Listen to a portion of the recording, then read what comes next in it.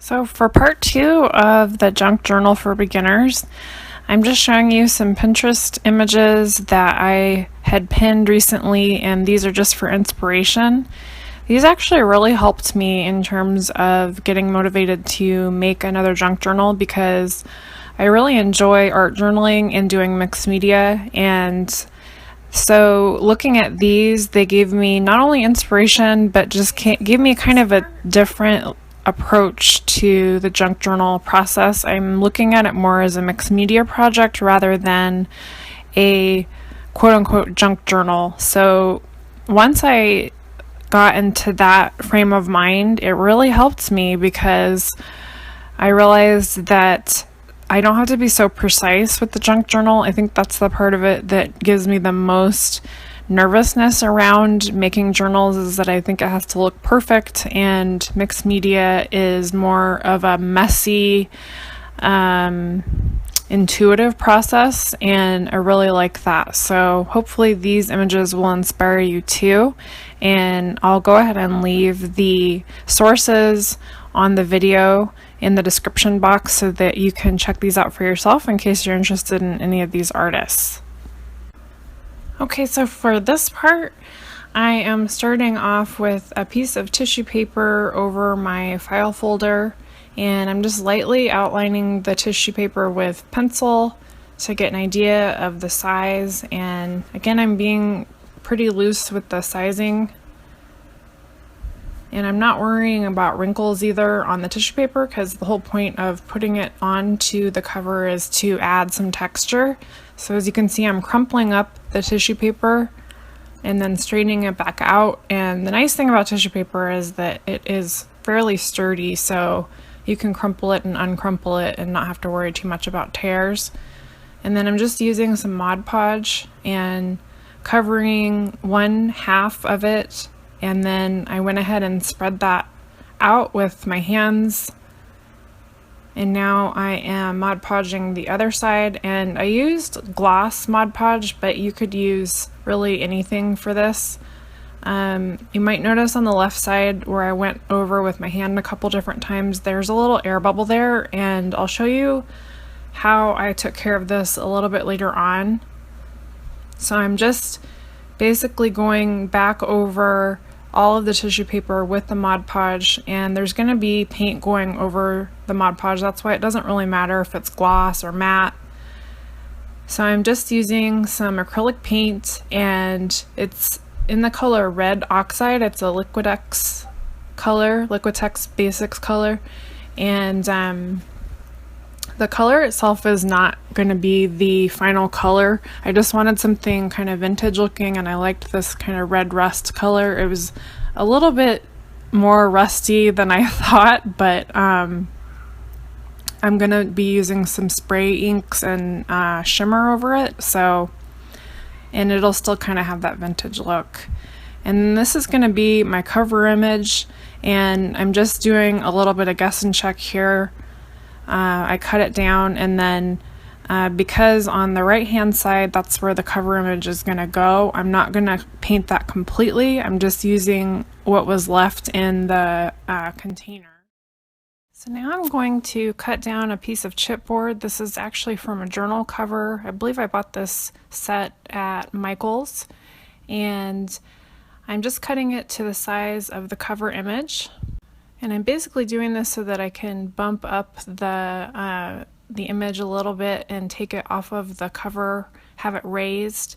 And if you have a paper cutter that will cut deeper, you might be able to get the chipboard in one pass. I did several just so that I could get a really clean cut on the chipboard. And then I went ahead and took some more of the red oxide and just painted around.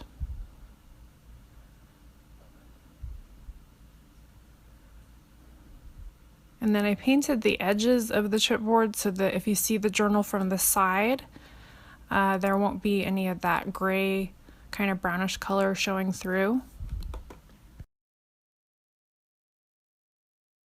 Okay, now I am taking the chipboard, and I first tried using double-sided tape, and I think the reason I was having so many issues is because the tape was super thin, so it was wrinkling a lot and it was hard to get the backs off, so I just went ahead and went to the glue stick and got the image nicely glued down.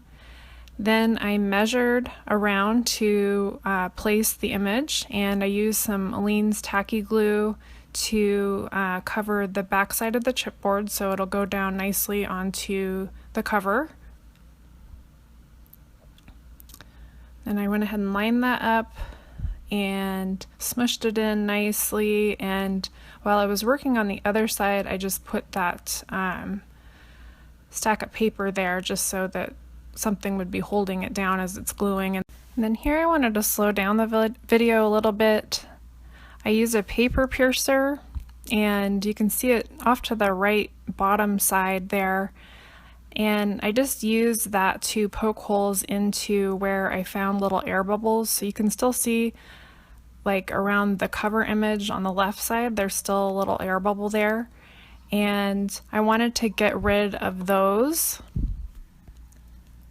which is not too hard to do actually. If you just take any type of, you could even take like a thumbtack, a needle, a safety pin, and just kind of poke into there, and then you can re-glue it, like put the Mod Podge or whatever type of glue you're using, and you just paint it back over, and it will smooth out so that it will be flush against the cover. So that's what I'm doing here. And the type of metallic wax that I used on top of the red oxide is by DecoArt, and the color is bronze. You can find these, I believe I found that at Michael's, but all different kinds of brands make those now. When I first got into art journaling, really the only thing that I could find was called Inca Gold, and I still use those, but even like Nouveau has a brand now that does the same type of thing, and I believe Finnabair. So it's basically what you're looking for is a metallic wax rub that goes over paper crafts, and you can use it in all kinds of mixed media. Okay, so now you're looking at a Pinterest image, and I did a search on rust color schemes, and I like doing this in all kinds of projects because it'll give you a good idea of what colors go well together.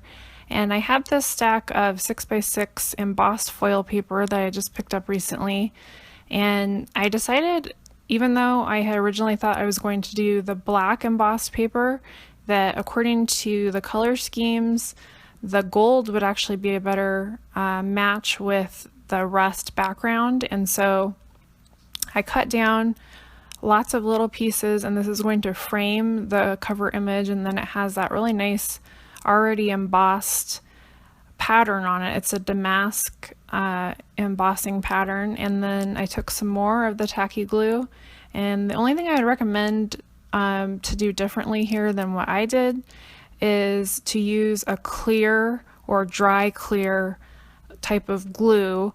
The tacky glue basically dries clear if you're using anything other than metallics. With the metallics, I would have been better off using either some type of gel medium probably, or I even have a clear tacky glue that's by Aleene's, and I think that would have done a better job here because it does kind of muddy up the metallic a little bit, but I'm going to go back over it with a gloss, and hopefully that'll take care of the muddiness. And I just placed the craft mat over there since it's a non-stick craft mat, and that way with the heavy book, and then I placed some more books on top of it after that, it will dry flat, and then I just leave that to the side while I'm working on other things. So I decided to leave the project here for now because the video is getting fairly long and I don't want to overwhelm you guys, so I will move on to part 3 in the next video. Thanks so much for watching.